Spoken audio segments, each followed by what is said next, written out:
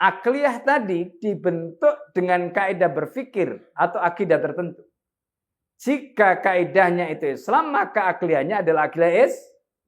Jika kapitalisme, maka akliyahnya kapitalis.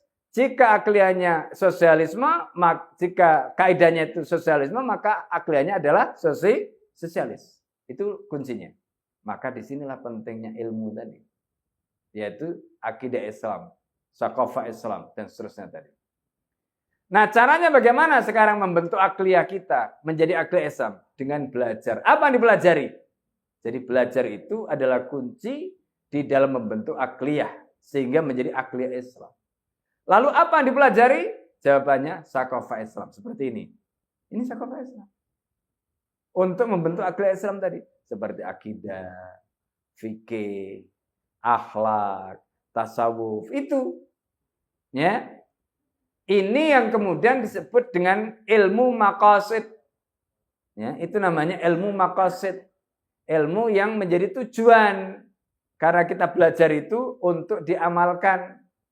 Apakah itu terkait dengan hati, nah itu nanti akidah. Atau terkait dengan fisik, itu nanti fikih. Atau ke akhlak, ya, atau tasawuf. Nah, selain itu juga mesti mempelajari ilmu alat untuk memahami ilmu maqasid. Itu namanya ulumul wasail, ilmu alat. Maka belajar bahasa Arab, ilmu tajwid, ilmu ini itu macam-macam, itu ilmu alat. Untuk apa? Mengantarkan kita kepada tujuan.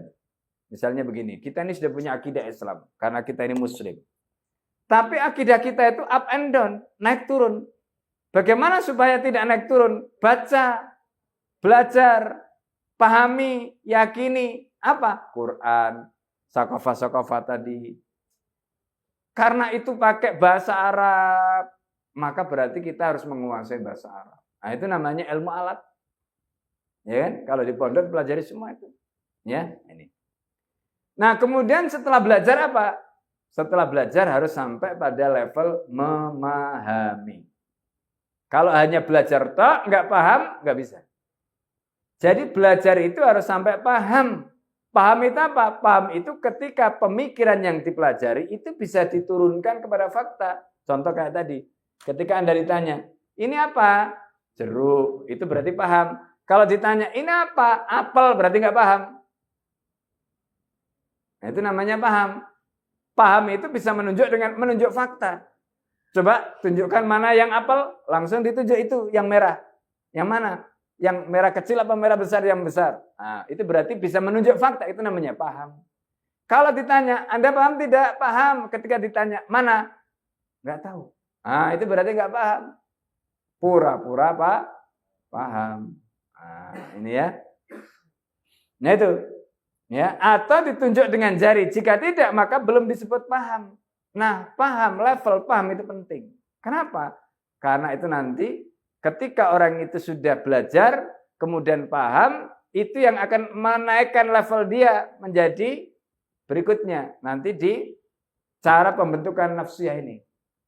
Nah, ini. Jadi karena belajar itu ada tahapannya. Pertama belajar, paham, setelah paham yakin, nah yakin dan melaksanakan itu nanti wilayah nafsiyah.